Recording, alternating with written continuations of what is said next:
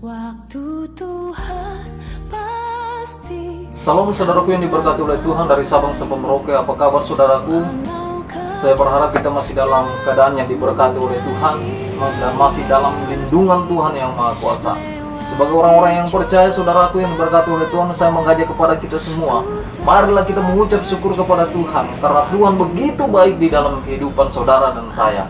Dan hingga pada detik ini Tuhan tidak pernah meninggalkan kita. Bukti kasih setia Tuhan, Tuhan telah memberikan kita napas hidup secara gratis, secara cuma-cuma, tanpa harus Tuhan meminta kita untuk membayarnya. Dan walaupun Tuhan harus meminta untuk membayarnya, kita tidak akan pernah bisa membayarnya. Ya, Tuhan telah memberikan kita napas hidup, telah kita pakai hari demi hari, setiap saat kita memakai napas hidup ini. Selagi kita masih ada di dunia, Tuhan berikan kita kesempatan untuk hidup.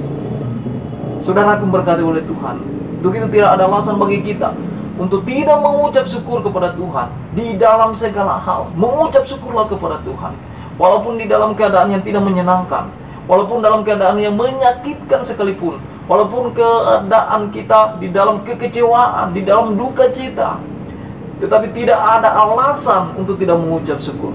Karena kenapa? Karena kalau kita dapat melewati semuanya itu, semua karena anugerah Tuhan, semua karena campur tangan Tuhan, semua karena Tuhan yang telah memampukan kita untuk melewati keadaan-keadaan yang sulit bagi kita. Amin.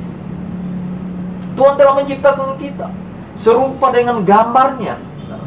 Ya, malaikat di surga yang suci itu tidak diciptakan serupa dengan gambar Allah. Tetapi saudara dan saya orang yang berdosa, itu Tuhan ciptakan kita serupa dengan gambarnya, saudara.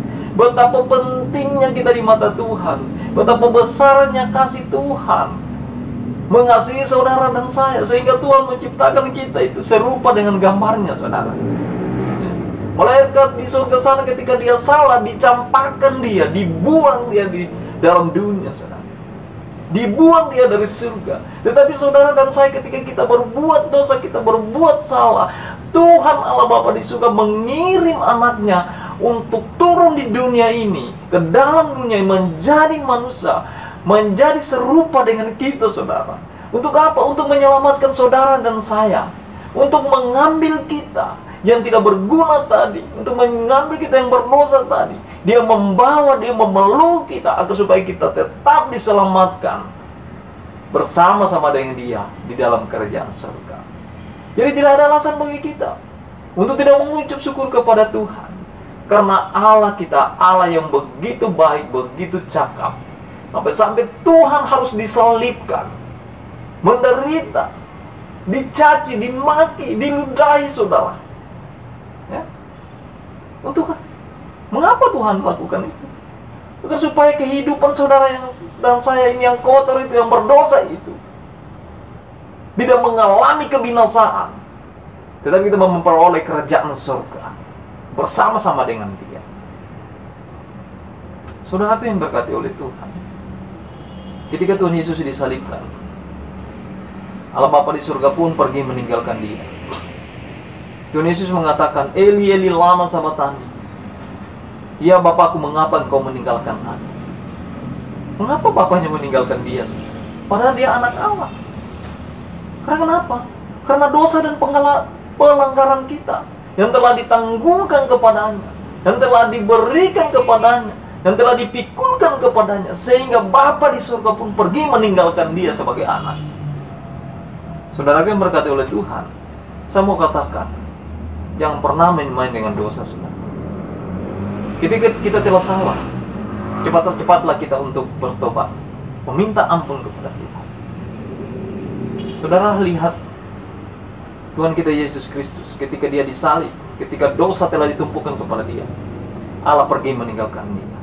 Artinya saudara berkati oleh Tuhan, dosa dan kekudusan itu tidak akan pernah menyatu. Allah tidak pernah main-main dengan dosa. Ketika saudara melakukan dosa, saudara tidak bertobat, Allah akan pergi meninggalkan saudara. Anaknya saja dia tinggalkan, apalagi saudara dan saya hanya manusia biasa yang penuh dengan kekurangan. Saudaraku yang diberkati oleh Tuhan, untuk itu mengucap syukurlah kepada Tuhan, memuji Tuhan, memuliakan Tuhan, baca firman Tuhan. Karena itu yang Tuhan kehendaki di dalam kehidupan saudara dan saya. Saudaraku yang berkati oleh Tuhan, akhir-akhir ini kita dihebohkan dengan satu penyakit virus, yaitu COVID-19. Yang begitu viral di seluruh dunia, termasuk negara kita, yaitu negara Republik Indonesia ini. Sehingga saudaraku yang berkati oleh Tuhan, saking viralnya virus ini, memancing semua pendapat-pendapat tentang virus ini. Ada yang menanggapi virus ini dengan biasa-biasa saja. Ada juga yang menanggapi virus ini dengan luar biasa. Artinya saudara yang berkati oleh Tuhan, dengan sangat serius. Ya. Di Jakarta, ketika didengar bahwa virus telah masuk di daerah ibu kota Jakarta, maka pusat-pusat perbelanjaan, ya, itu dipenuhi oleh orang-orang. Mereka membeli bahan-bahan makanan untuk persiapan mereka, agar supaya mereka tidak keluar rumah. Pada waktu mereka tidak keluar rumah, mereka mempunyai persediaan makanan. Apakah salah, saudara? Tidak.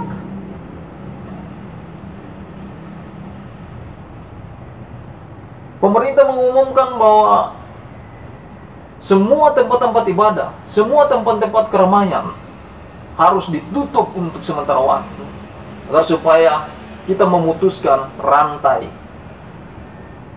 dari virus COVID-19 ini. Pertanyaan, apakah salah? Tidak, saudara berkati oleh Tuhan. Tetapi ada begitu banyak pula orang yang menanggapi virus ini, menanggapi keputusan-keputusan pemerintah bukan dengan akal sehat, saudara.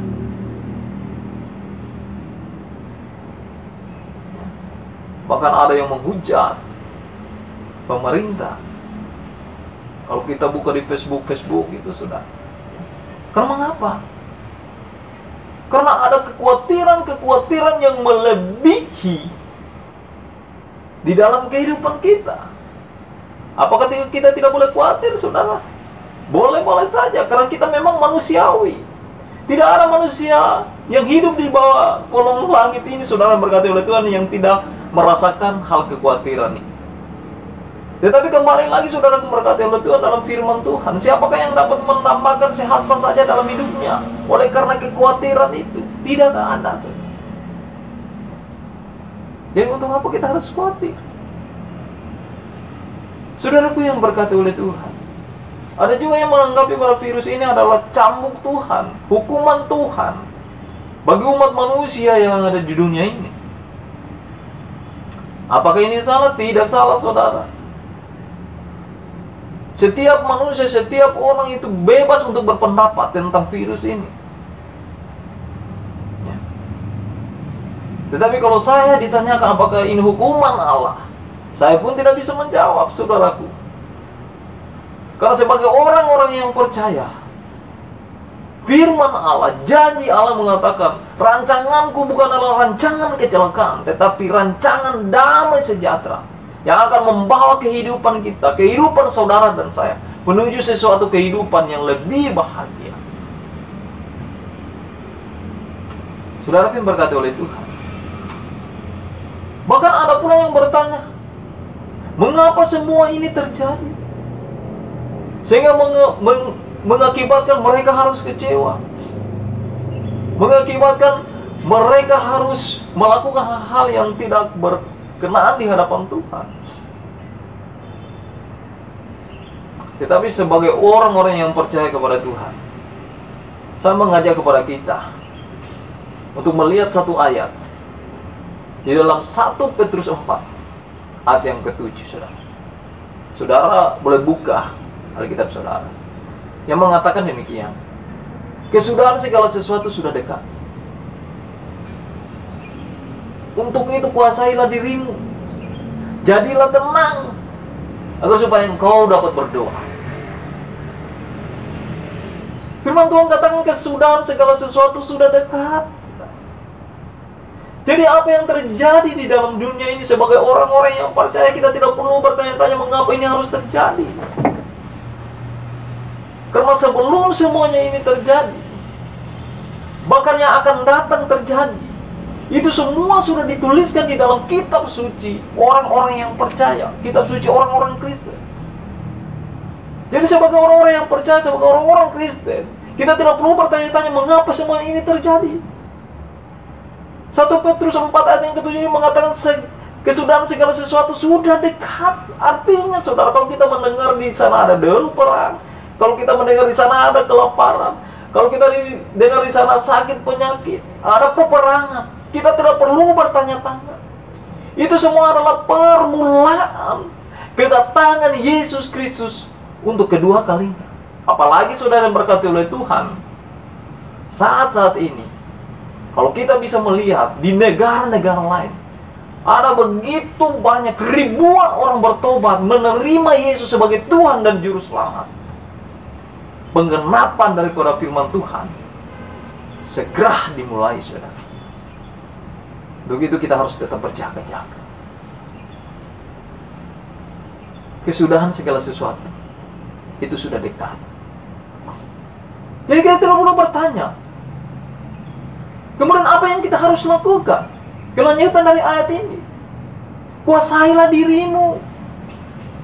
Firman Tuhan katakan ketika kita mendengar semuanya itu, kita harus menguasai diri kita. Jangan kita tidak dapat menguasai diri kita. Karena ada begitu banyak orang yang tidak dapat menguasai dirinya, saudara yang berkati oleh Tuhan. Sehingga kekhawatiran meliputi kehidupannya. Sehingga di dalam kehidupannya sudah tidak bisa tidur, ya, sudah nggak bisa makan, sudah nggak bisa interaksi satu sama lain, saudara. Karena kekhawatiran yang melebihi, akhirnya virus-virus itu masuk di dalam tubuhnya. Virus kekhawatiran, virus ketakutan, sehingga penyakit mudah masuk, saudara. Bukan virus corona yang masuk, tetapi asam lambung naik, asam urat datang, penyakit sakit kepala, diabetes, saudara, ya, hipertensi, kekurangan darah karena nggak bisa tidur lagi, mudah marah-marah, mudah menyalahkan satu sama lain, ya,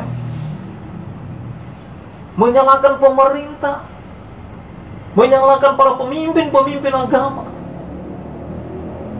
Kita tidak bisa lagi menguasai diri kita. Di dalam Amsal 25 ayat yang ke-28 mengatakan, orang yang tidak bisa mengendalikan dirinya itu sama seperti kota yang temboknya roboh, saudara. Saudaraku yang berkati oleh Tuhan, kalau dahulu kala tembok itu adalah pelindung bagi suatu kota, agar supaya ketika musuh mau datang menyerang, maka musuh tersebut tidak akan mudah masuk di dalam kota, karena ada tembok yang berdiri kokoh yang menjaga mengelilingi kota tersebut, saudara. Demikian pula di dalam kehidupan saudara dan saya. Ketika tembok pengendalian diri itu tidak ada, berdiri kokoh di dalam hati kita, di dalam kehidupan saudara dan saya, maka ancaman musuh itu dengan gampangnya untuk masuk merasuki hati kita, pemikiran kita, sehingga membuat kita tidak dapat lagi mengendalikan diri. Itu sebabnya saudara yang berkati oleh Tuhan, ada orang yang bunuh diri oleh karena permasalahan kehidupannya terlalu banyak. Dia tidak dapat mengendalikan dirinya, akhirnya dia memutuskan mengakhiri hidupnya dengan cara bunuh diri, saudara. Ya. Karena dia tidak dapat mengendalikan dirinya. Karena tembok pengendalian diri itu sudah roboh. Saudara yang berkati oleh Tuhan. Yang kedua, apa yang kita harus lakukan? Kelanjutannya lagi dari ayat ini, saudara. Dikatakan jadilah tenang. Ya. Jadilah tenang. Bukan tidak ada maksud firman Tuhan mengatakan kepada kita jadilah tenang. Tetapi maksud Tuhan itu begitu baik. Coba saudara diberkati oleh Tuhan. Kalau pemikiran saudara tidak tenang, siapapun yang ngomong dengan saudara, siapapun yang berbicara dengan saudara, saudara pasti akan mudah marah-marah, saudara. Ya kan? Apalagi dalam keadaan-keadaan saat ini, kita sudah nggak bisa keluar, nggak bisa kerja, saudara. Sedang kita harus memenuhi kebutuhan-kebutuhan rumah tangga kita. Kalau kita tidak bisa tenang, saudara, maka kekacauan akan terjadi di dalam hati kita, di dalam pemikiran kita, di dalam rumah tangga kita. Saudaraku yang diberkati oleh Tuhan, berpikirlah secara positif tentang virus ini. Mungkin saja, saudaraku, virus ini merupakan jawaban doa dari saudara-saudara, jawaban doa dari kita semua, jawaban doa dari para istri-istri yang mungkin selama ini mendoakan suaminya untuk pulang, untuk kembali ke rumah, yang pergi tak kembali lagi, atau yang pergi pagi pulang pagi, nggak tahu kemana arahnya. Tetapi oleh karena situasi seperti adanya COVID-19 ini, para suami-suami harus betah di rumah. Amin. Mungkin saja ini jawaban dari doa-doa dari para suami.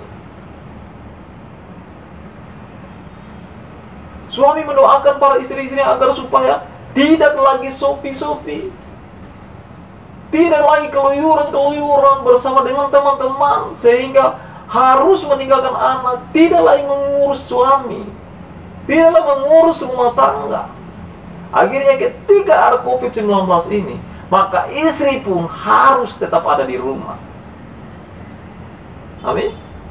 Mungkin juga jawaban dari doa orang-orang tua untuk mendoakan anak, karena yang mungkin selama anaknya ini keluyuran, keluar pergi nggak tahu kemana, pergi pagi pulang pagi. Tetapi dengan adanya virus ini, anak-anak pun harus betah di rumah bersama dengan bapak, ibu, dan keluarga-keluarganya. Jadi saudara berkati oleh Tuhan, mungkin saja COVID-19 ini jawaban dari doa-doa saudara dan saya.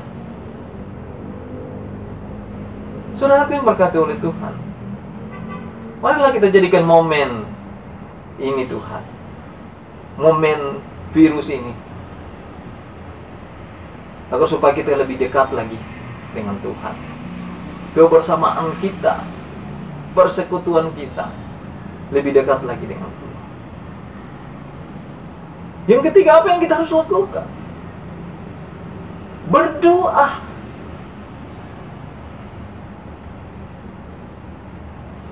Jadilah tenang agar supaya engkau dapat berdoa. Tuhan mau mengatakan kepada kita di dalam situasi seperti ini, tidak ada yang bisa kita lakukan selain berdoa kepada Tuhan, memohon perlindungan Tuhan. Saudara yang berkata oleh Tuhan, kalau kita melihat di YouTube, di negara-negara lain, di jalan-jalan mereka mengangkat tangan, mereka menyerah kepada Tuhan, mereka bertobat, mereka berdoa kepada Tuhan.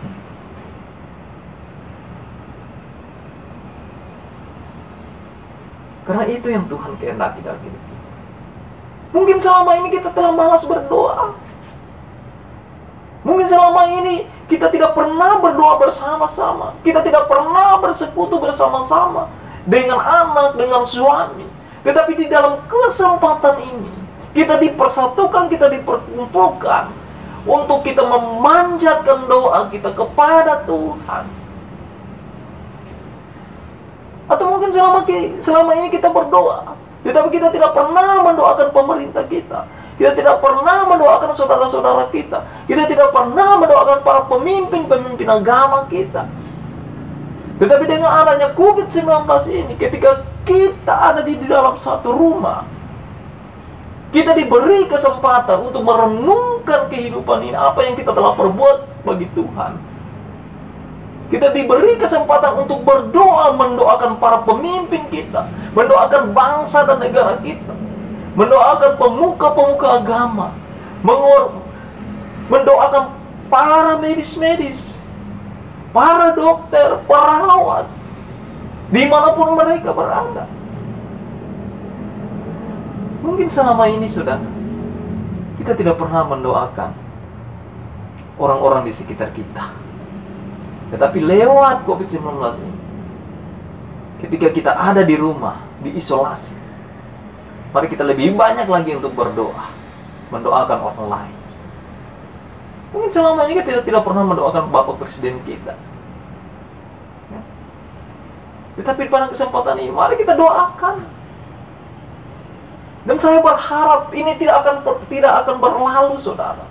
Doa kita tidak akan berlalu, walaupun virus corona ini akan berlalu dengan segera di dalam kuasa Tuhan. Tetapi doa-doa yang kita panjatkan akan tetap ada hari demi hari, saudara. Itu harapan saya, saudara.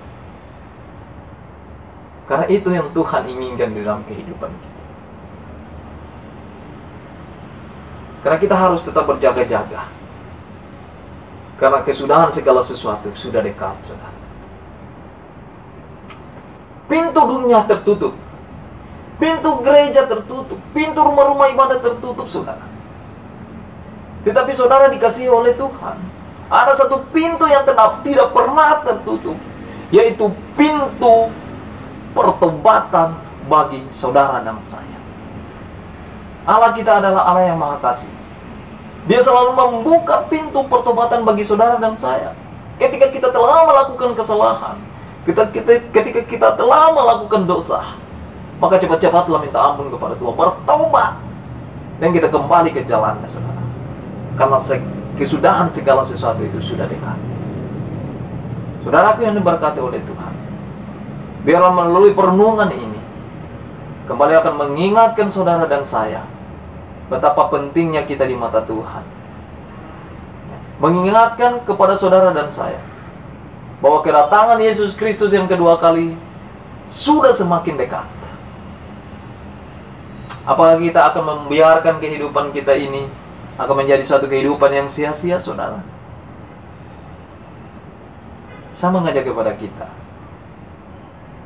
marilah kita untuk merenungkan kehidupan kita ini, untuk selalu dan semakin menyerahkan hidup kita hanya kepada Tuhan. Yakin dan percaya, Allah yang Maha Kasih tidak akan membiarkan kita jatuh sampai tergeletak. Tetapi Dia akan menopang kita, akan memeluk kita, akan menggendong kita, agar supaya kehidupan kita yang tidak berharga tadi menjadi suatu kehidupan yang berharga di mata Tuhan. Salam sejahtera bagi kita semua. Doa saya bagi semua orang-orang yang ada di dunia ini, terlebih khusus orang-orang yang ada di Indonesia ini, dari Sabang sampai Merauke, biarlah kasih damai sejahtera Tuhan akan selalu meliputi saudara, akan selalu menaungi saudara, dan akan selalu menjadi teman saudara dimanapun saudara berada. Dan biarlah kasih karunia Bapa di surga, Anaknya Yesus Kristus, dan Roh Kudus akan selalu menyertai kita sekalian, mulai saat ini dan sampai selama-lamanya. Haleluya. Tuhan Yesus memberkati kita. Amin.